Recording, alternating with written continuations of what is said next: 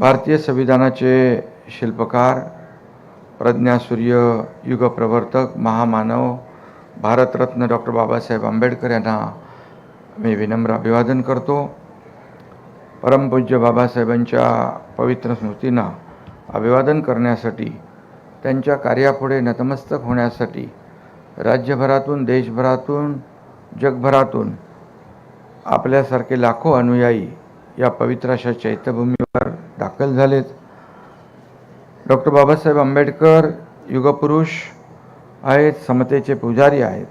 Doctor Ambedkar Babasaheb हे भारतीय स्वातंत्र्याचा आणि समतेचा सूर्य आहे. या सूर्याला वंदन करण्यासाठी आपण सगळे या ठिकाणी जमलोय. हा सूर्य महाराष्ट्राच्या अंगणात जन्मला होता, ज्याच्या तेजाने संपूर्ण विश्व तेजोमय झालं.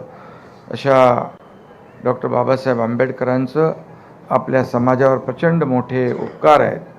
डॉक्टर बाबासाहेब आंबेडकरांनी उभारलेला लढा मानव मुक्तीचा लढा होता. समता, बंधुता, न्याय, स्वातंत्र्य आणि लोकशाहीचा लढा होता. बाबासाहेबांचं जीवन आणि त्यांचे विचार म्हणजे धगधगता अंगार होता. मात्र या महामानवाचं हृदय अपार कारुण्याने भरलेलं होतं. बांधवांनो आणि भगिनींनो, डॉक्टर बाबासाहेबांचं जीवन म्हणजे ज्ञानाच्या बळावर अन्यायाविरुद्ध केलेला अभूतपूर्व संघर्ष होता. खरं म्हणजे या ठिकाणी ज्या समाजानं त्यांना पाणी नाकारलं, त्या समाजात त्यांनी शिक्षणाचं महत्त्व ओळखलं.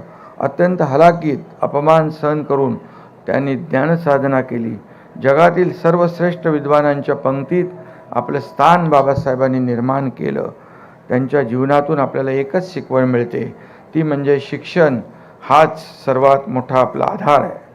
आणि म्हणून डॉक्टर बाबासाहेबांनी आपल्याला दिलेला शिका, संघटित व्हा, संघर्ष करा हा त्रिसूत्री मंत्र आजच्या काळातही तितकाच महत्त्वाचा आहे.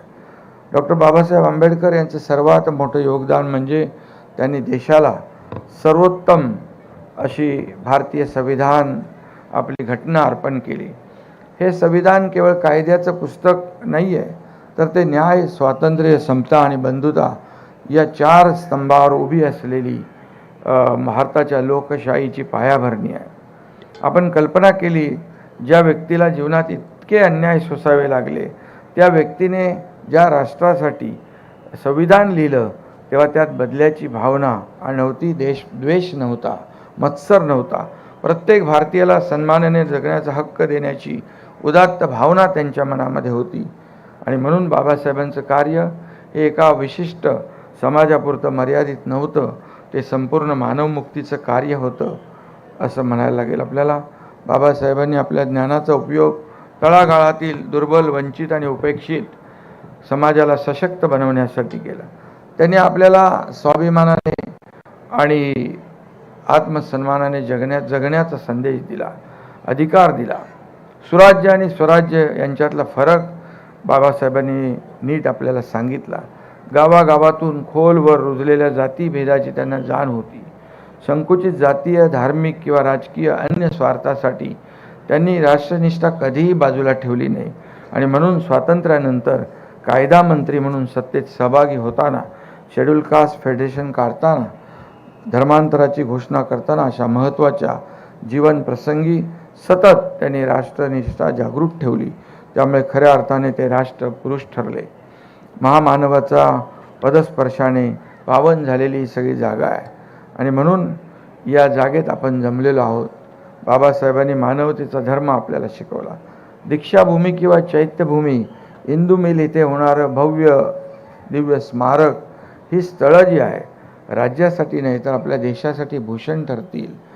आणि म्हणून इंदू मिल इथं जगाला हेवा वाटावा असं भारतरत्न डॉक्टर बाबासाहेब आंबेडकर यांचं स्मारक उभारण्यात येतं आहे. आज आपण केवळ एका महामानवाचं स्मरण करत नाही, तर संपूर्ण भारताच्या विवेकाचा आणि स्वाभिमानाचा हा जागर आहे. हा माणुसकीच्या धर्माचा सोहळा आहे. काल देखील चेंबूरला एक भीमज्योतीचं त्या आयोजन करण्यात आलं. विचारांची भीमज्योत कायम तेवत राहील. आणि म्हणून अनेक ठिकाणी बाबासाहेबांची स्मारकं होत आहेत. यातून सर्वसामान्य लोकांना प्रेरणा मिळते, ऊर्जा मिळते. न्याय शेवटच्या माणसापर्यंत पोहोचला पाहिजे ही भावना बाबासाहेबांच्या मनामध्ये होती आणि म्हणून पददलितांचं स्फूर्ती व आशास्थान असलेल्या अशा या महामानवाला त्यांच्या महापरिनिर्वाण दिनानिमित्त सहस्त्रकोटी अभिवादन करतो आणि ज्ञानसंपन्न युगंधराच्या आठवणींना आपण स्मरण करूया. मिळून आपण सारे समता प्रस्थापित करूया. जय हिंद, जय महाराष्ट्र, जय भीम.